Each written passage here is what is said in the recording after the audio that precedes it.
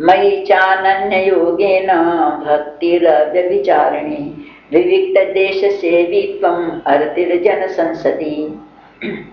अनन्य योग लगाए रखो मेरे में, अन्य अन्य अन्य अन्य नहीं, मेरे में जुड़े रहो अनन्य भाव से, मुझ परमेश्वर में। भगवान कहते हैं और कहते हैं योग मेरे में जुड़े रह करके अव्यभिचारिणी भक्ति करो। व्यभिचार नहीं आना चाहिए भक्ति में। अनन्य का मतलब ये एक व्यभिचारिणी भक्ति। जैसे एक स्त्री है, वो कहते मैं मेरे पति से बहुत प्रेम करती, बहुत प्रेम करती, लेकिन जब साड़ी की जरूरत पड़ती है तो पड़ोसी के पास जाती है, एक साड़ी दिला दो ना। कोई वस्तु की जरूरत पड़ती है तो दूसरे पड़ोसी के पास जाती है, भैया जरा ये चीज मेरे को, ये चीज दिला देना। तो ये कहेगा तेरे पति से क्यों नहीं करती? मैं उनसे बहुत प्रेम करती हूँ ना, इसलिए उनसे नहीं करती।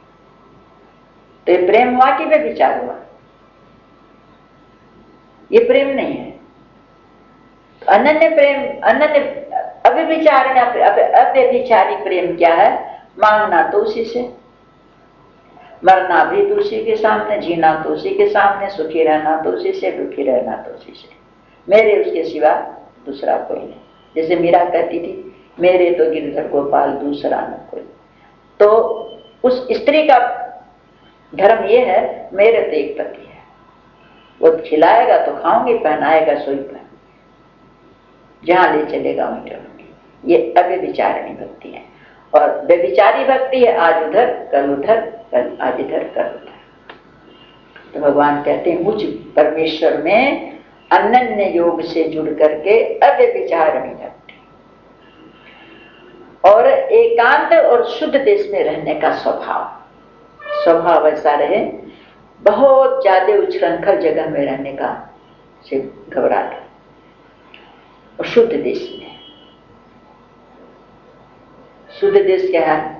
अपना परिवार घर है, शुद्ध है, विचार जहां शुद्ध है वो शुद्ध है, मंदिर शुद्ध है, कहीं भी जहां जाकर के मन में विकार नहीं आए वो सब देश शुद्ध है। सिनेमा घर है, जुआ घर है, क्लब है, होटल, ये शुद्ध देश नहीं है। जहां जाकर के मन में विकार आए वो देश शुद्ध नहीं है। जहां जाकर के रहने में मन में अच्छे विचार उठे, अंतःकरण शुद्ध हो वो अच्छा। एक ये है कि स्वाभाविक ही जिसको वो अच्छा न लगे और ये शुद्ध देश अच्छा लगे, एकांत अच्छा लगे, स्वाभाविक, वो तो उसका स्वभाव ही है। लेकिन जिसको पहले नहीं ज्ञान है और उसको जब ये हो जाए तो अपने को बदलने की चेष्टा करें, ये भगवान का सब सावधान हो।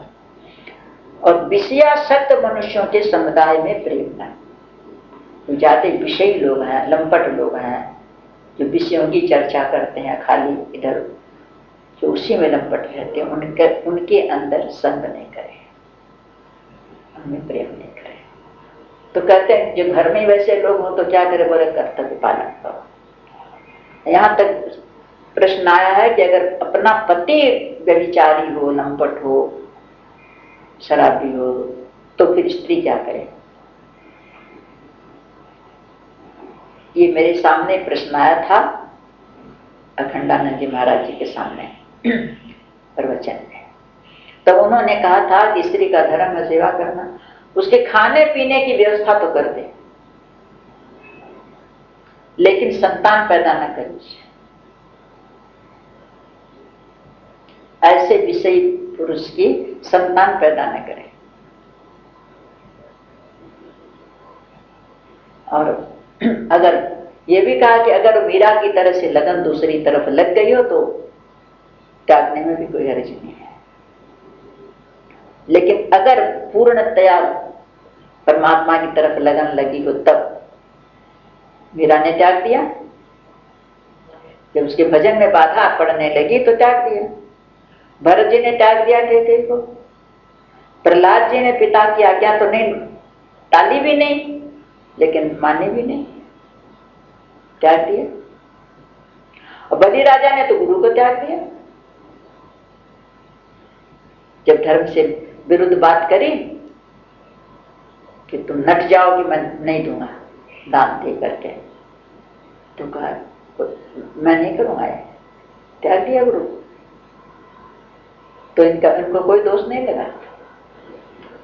तो अगर भीतर से बिल्कुल आसक्ति खत्म हो चुकी है, अब भगवान के भजन की तरफ लग गया, तो परम लाभ है भगवत प्राप्ति। तो जब परम लाभ मिल रहा है तो छोटे लाभ को छोड़ दो। लेकिन ऐसा नहीं हो कि वो पकड़ा नहीं और ये छोड़ दिया तो फिर वो गिरेगा। इसलिए छोड़ना भी नहीं, छूट जाए। तो कहते हैं ऐसे मनुष्यों के ऐसे स्थान में प्रेम नहीं हो जहां जाकर के मन में विकृतियां आए, और ऐसे मनुष्यों के समुदाय में प्रेम न हो जहां अपने मन का ह्रास हो, अपना पतन। ये सावधानी रखें।